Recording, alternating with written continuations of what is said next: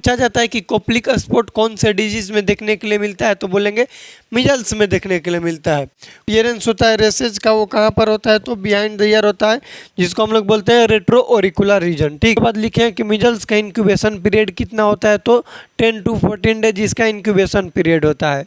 Mode of transmission क्या है, किस कैसे फैलने का इस डिजीज का तरीका क्या है, डिजीज कैसे एक पर्सन से दूसरे पर्सन में फैल सकता है, कैसे फैलता है, तो बोलेंगे ड्रॉपलेट। नमस्कार दोस्तों, नर्सिंग के इस यूट्यूब चैनल पर आप सभी का स्वागत है। आज के वीडियो में हम लोग पढ़ने वाले हैं कम्युनिकेबल डिजीज़ के बारे में।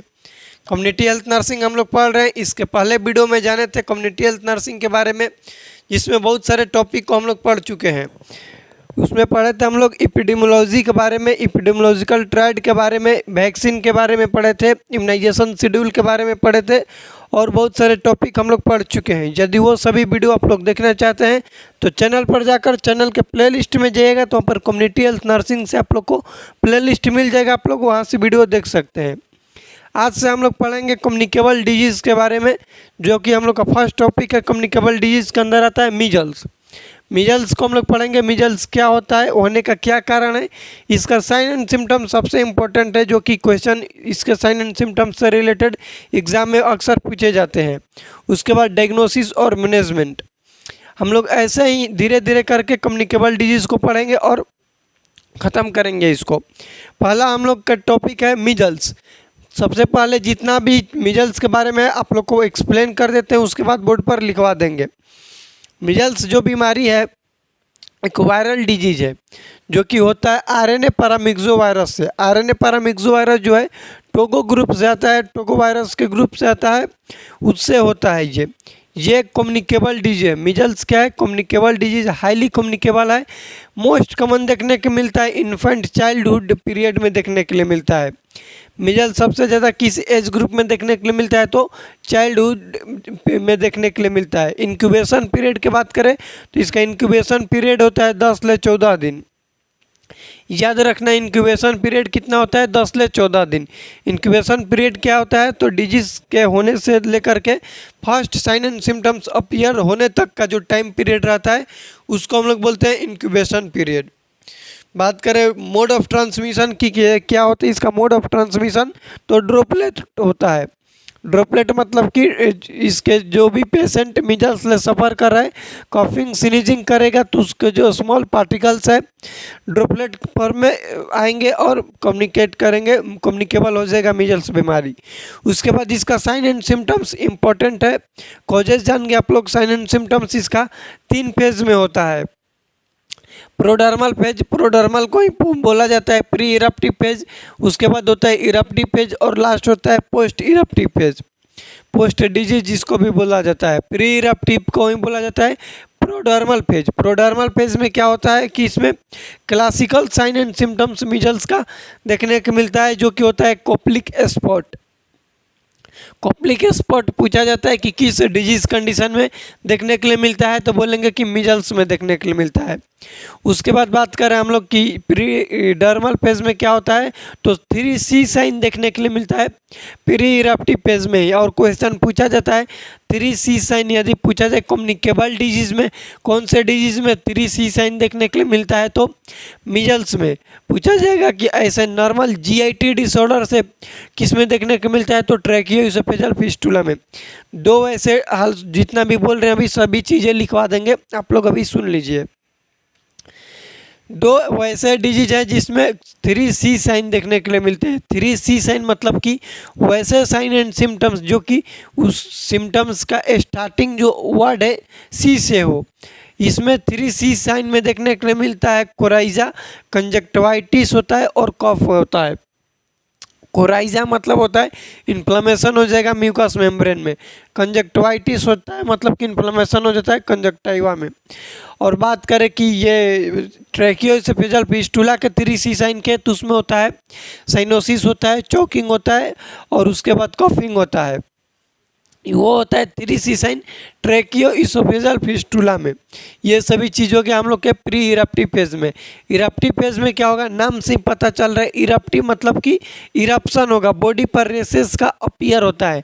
क्वेश्चन पूछा जाता है कि मीजल्स जो बीमारी है इसमें फर्स्ट रेसेस कहाँ पर अपीयर होते हैं, तो रेट्रो ऑरिकुलर रीजन। याद रखना, क्वेश्चन पूछा जाता है कि किस स्टेज में अपीयर होता है, तो इरप्टिव स्टेज में। रेट्रो मतलब पीछे, ऑरिकुलर मतलब कि ईयर, इसको हम लोग बोल सकते हैं बिहाइंड द ईयर, कान के पीछे क्या होता है, फर्स्ट रेसेज अपीयर होते हैं मीजल्स बीमारी के अंदर। याद रखना, पोस्ट इरप्टिव में क्या होता है कि जो न्यू बॉर्न है या फिर बोल सकते हैं जो चाइल्ड है उसमें कॉम्प्लिकेशन मीजल्स का देखने के लिए मिल सकता है, उसमें डायरिया हो सकता है, डायरिया होने की वजह से उसका ग्रोथ एंड डेवलपमेंट अफेक्ट हो सकता है। ये हो गया डायग्नोस साइन एंड सिम्टम्स। उसके बाद इसका डायग्नोसिस होता है मैनेजमेंट। मैनेजमेंट के बाद मीजल्स का कॉम्प्लिकेशन होता है, मोस्ट कॉमन कॉम्प्लिकेशन होता है ओटाइटिस मीडिया। ओटाइटिस मीडिया मतलब inflammation in middle ear. Middle ear में चाइल्ड जो है उसमें इन्फ्लामेशन हो जाएगा, क्यों, क्योंकि उसका फर्स्ट साइन एंड सिम्टम्स आता है यहीं पर ईयर के पीछे, तो हो सकता है कि यहाँ पर ईयर को भी अफेक्ट कर पाए। Most common sign and symptoms पूछेगा तो क्या बोलेंगे, ओटाइटिस मीडिया। यदि पूछेगा कि मोस्ट कॉमन मोस्ट ये होगा डेंजर कौन सा है, तो निमोनिया होता है, उसमें डेंजर होता है। ये हम लोग चीज़ें पढ़ेंगे। मीजल्स के बारे में लिखिएगा कि it is also known as rubella virus. It is also known as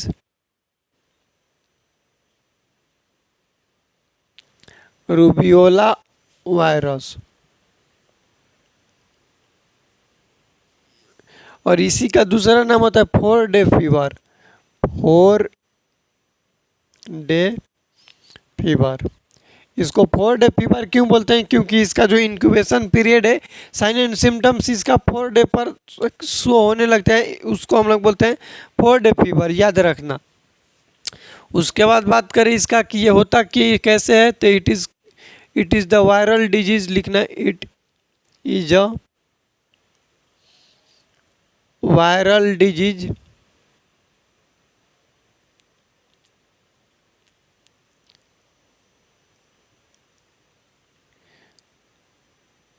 caused by RNA paramyxovirus. RNA पैरामिक्सोवायरस।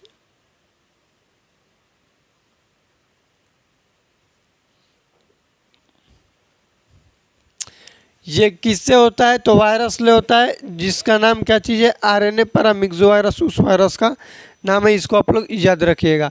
Highly infected disease है ये, most commonly seen in childhood. It is most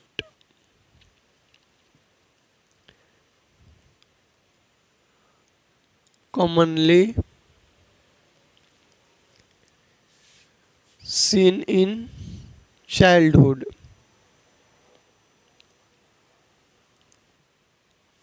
इसका इंक्यूबेशन पीरियड के बात करें, incubation period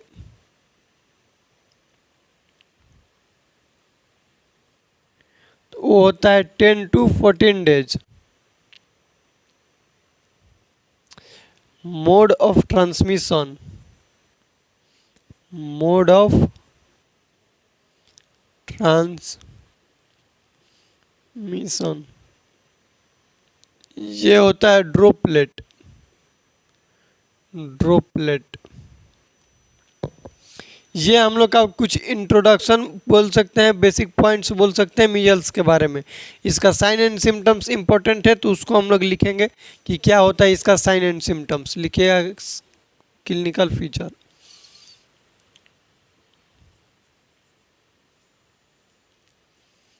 clinical features first होता है, इसमें 3 period होता है। पहला होता है प्रोडर्मल पीरियड। प्रोडर्मल पीरियड, और इसी को बोलते हैं pre eruptive period. Pre eruptive period. याद रखना प्रोडर्मल और प्री इरप्टिव मतलब इरप्शन से पहले। साइन एंड सिम्टम्स इरप्शन जो होता है उससे पहले जो आता है उसको हम लोग क्या बोलते हैं, प्री इरप्टिव फेज बोलते हैं। ठीक, याद रखिएगा इसको। इसमें क्या देखने के लिए मिलता है, तो 3C साइन देखने के लिए मिलता है। 3C साइन याद रखना, मोस्ट इंपॉर्टेंट चीज़ ये लिखवा रहे हैं। यहाँ से क्वेश्चन पूछा जाता है कि 3C साइन क्या होता है मिजल्स का, तो लिख लेना कि 3C में होता है कोराइजा होता है, कफ होगा और कंजक्टिवाइटिस होता है। कंजक्टिवाइटिस, कोराइजा का मतलब होता है म्यूकस मेम्ब्रेन में इन्फ्लेमेशन हो जाएगा, लिख लेना म्यूकस मेम्ब्रेन में इन्फ्लेमेशन होता है।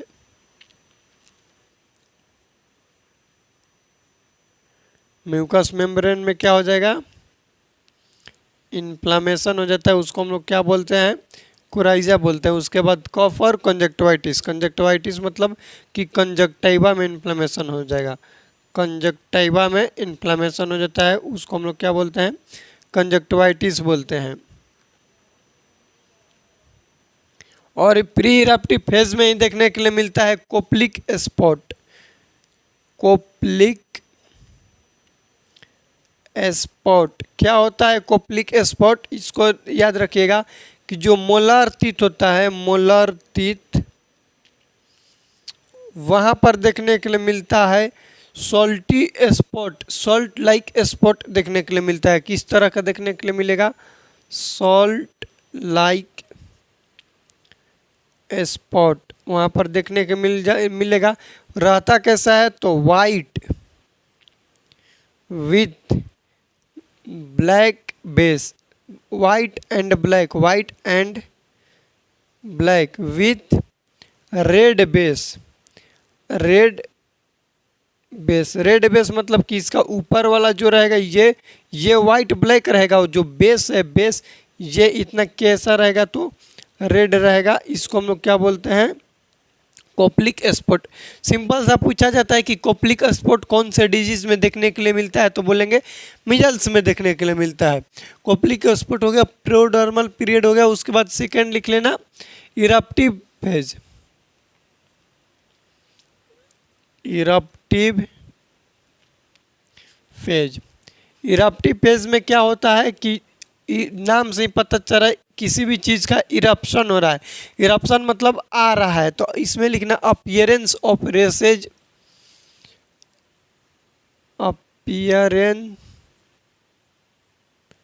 Appearance of races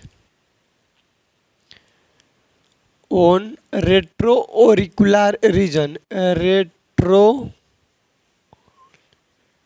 ओरिकुलर region. और रेट्रो ओरिकुलर रीजन किसको बोला जाता है, इसको लिख लेना, रेट्रो ओरिकुलर रीजन मतलब होता है बिहाइंड द ईयर। क्या होता है, behind year, behind year.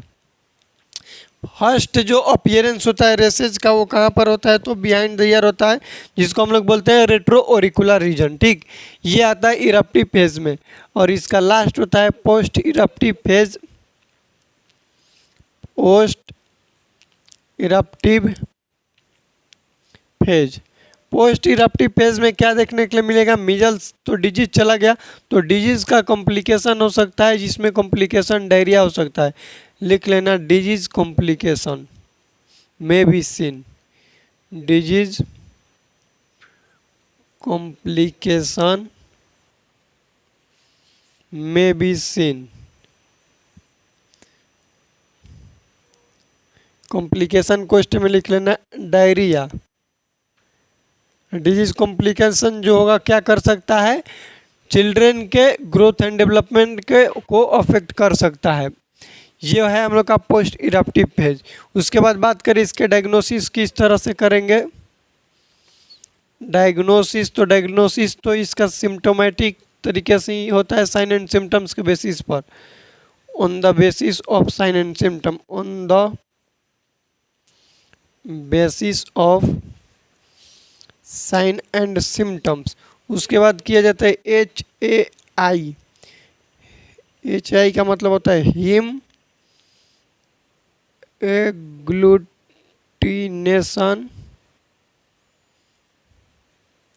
Inhibition test. Inhibition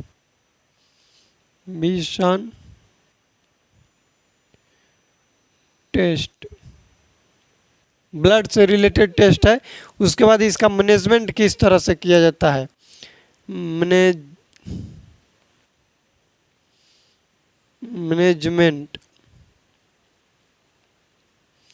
management symptomatic ही होगा और एंटीवायरल चलेगा, एंटीवायरल।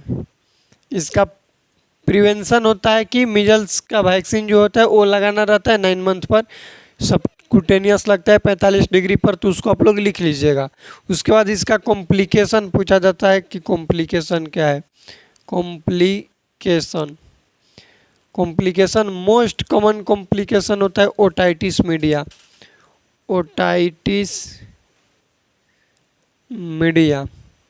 मोस्ट कॉमन कॉम्प्लिकेशन होता है ओटाइटिस मीडिया। ये मैनेजमेंट में ही यहाँ पर लिख लेना कि 9 मंथ पर क्या दिया जाता है, प्रिवेंशन में होगा। प्रिवेंशन में इस डिजीज से कैसे प्रिवेंट किया जाएगा, तो 9 मंथ पर दिया जाता है मिजल्स का वैक्सीन। 9 मंथ पर क्या देते हैं, मिजल्स का वैक्सीन देते हैं। मिजल्स का वैक्सीन दिया जाता है। कितना देते हैं हम लोग, तो देते हैं 0.5 ml सबक्यूटेनियस देते हैं, 45 डिग्री पर दिया जाता है। स्टेराइल वाटर के साथ डिजोल्व करते हैं, स्टेराइल वाटर के साथ डिजोल्व करते हैं। यूज़ कर लिया जाना चाहिए 4 से 6 घंटा के अंदर, विद इन 4 to 6 आवर्स के अंदर यूज़ में लेना चाहिए इस वैक्सीन को। ये हो गया हम लोग के मीजल्स डिजीज़ के बारे में। चलिए जितना भी बोर्ड पर लिखा हुआ है एक बार और आप लोग को हम रिवीजन करा देते हैं। मीजल्स क्या है, तो ये एक वायरल डिजीज है। वायरस कौन सा वायरस से होता है, तो RNA पैरामिक्सोवायरस ले होता है। मीजल्स हाईली कम्युनिकेबल डिजीज है। मोस्ट कॉमन बात करें कि किस एज ग्रुप में सीन होता है, तो बोलेंगे कि चाइल्डहुड पीरियड में होता है। ये मोस्ट कॉमन उन लोग को अफेक्ट करता है जो चाइल्ड होते हैं। उसके बाद लिखे हैं कि मीजल्स का इंक्यूबेशन पीरियड कितना होता है, तो 10 to 14 डेज इसका इंक्यूबेशन पीरियड होता है। मोड ऑफ ट्रांसमिशन क्या है, कैसे फैलने का इस डिजीज़ का तरीका क्या है, डिजीज़ कैसे एक पर्सन से दूसरे पर्सन में फैल सकता है, कैसे फैलता है, तो बोलेंगे ड्रॉपलेट। ड्रॉपलेट मतलब कि यदि हमको मीजल्स है, हम कॉफिंग किए, स्नीजिंग किए, तो मेरा जो मीजल्स का वायरस था, स्मॉल पार्टिकल्स, वो हवा में आया और एक पर्सन से दूसरे पर्सन में चला गया, उसको बोलते हैं ड्रॉपलेट इन्फेक्शन। उसके बाद क्लिनिकल फीचर्स की बात करें, क्या साइन एंड सिम्टम्स देखने के लिए मिलते हैं मीजल्स में, तो 3 फेज में इसका साइन एंड सिम्टम्स देखने के लिए मिलता है।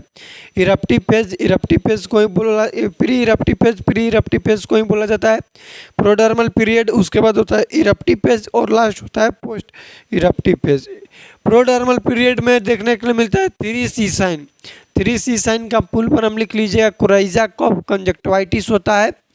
इसके बाद कोप्लिक स्पॉट पूछा जाता है, कोप्लिक स्पॉट कौन से डिजीज में देखने के लिए मिलता है, तो बोलेंगे मीजल्स में। इरप्टिव फेज में क्या होता है, तो रेट्रो ओरिकुलर रीजन में।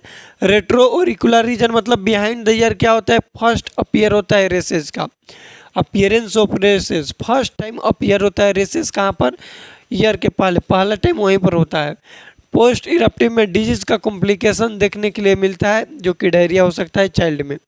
डायग्नोसिस की बात करें तो सिम्टोमेटिक बेस पर डायग्नोसिस किया जा सकता है डिजीज़ को। उसके बाद ब्लड टेस्ट भी किया जाता है कि ब्लड में वायरस देखा जाता है, ये सभी चीज़ें। मैनेजमेंट में वायरल डिजीज है तो एंटीवायरल मैनेजमेंट दिया जाता है, लेकिन प्रिवेंशन इसका बेहतर है, प्रिवेंशन कर सकते हैं। मीजल्स का वैक्सीन 9 मंथ पर यदि हम लगाएं, टाइम टू टाइम MMR का वैक्सीन लगाएं तो ठीक रहेगा। उसके बाद मोस्ट कॉमन कॉम्प्लिकेशन पूछा जाएगा कि मीजल्स का क्या है, तो बोलेंगे ओटाइटिस मीडिया। उसके बाद लिख लीजिएगा कि इसका जो मीजल्स वैक्सीन का कॉम्प्लिकेशन जो होता है, यहाँ पर मीजल्स वैक्सीन का कॉम्प्लिकेशन वो होता है TSS, टॉक्सिक शॉक सिंड्रोम। क्या होता है, TSS लिख लेना, टॉक्सिक शॉक सिंड्रोम। क्यों होता है toxic shock syndrome, measles vaccine को विद इन जब से उसको ओपन किए और डाइल्यूट किए ना, किस में किए, स्टेराइल वाटर में किए। तो डाइल्यूट करने के बाद या फिर डिसॉल्व करने के बाद with in 4 to 6 hours measles vaccine को यूज में कर लेना चाहिए। यदि यूज में नहीं कर पाते हैं तो उसको डिस्कार्ड कर देंगे, फिर यूज में नहीं लेंगे।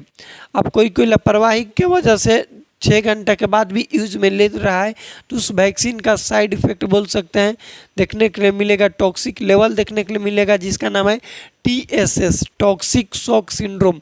पूछा जाता है कि टॉक्सिक शॉक सिंड्रोम कौन सा वैक्सीन का साइड इफेक्ट है, तो मीजल्स वैक्सीन का साइड इफेक्ट होता है टॉक्सिक शॉक सिंड्रोम। ये है हम लोग का कम्युनिकेबल डिजीज मीजल्स के बारे में। याद रखिएगा हमेशा इसके साइन एंड सिम्टम्स, क्योंकि क्वेश्चन बहुत सारे पूछे जाते हैं इसका साइन एंड सिम्टम्स से रिलेटेड। कॉप्लिक स्पॉट किस डिजीज में देखने के लिए मिलता है। 3C साइन का मतलब क्या होता है, रेट्रो ऑरिकुलर अपीयरेंस याद रखिएगा क्या होता है, टॉक्सिक शॉक सिंड्रोम वैक्सीन के बारे में ये सभी चीज़ आप लोग याद रखिएगा। वीडियो में कुछ भी डाउट होगा तो कमेंट कीजिएगा, इस वीडियो को अपने दोस्तों के साथ शेयर कीजिएगा। मिलते हैं अगले वीडियो में, तब तक के लिए जय राम जी की।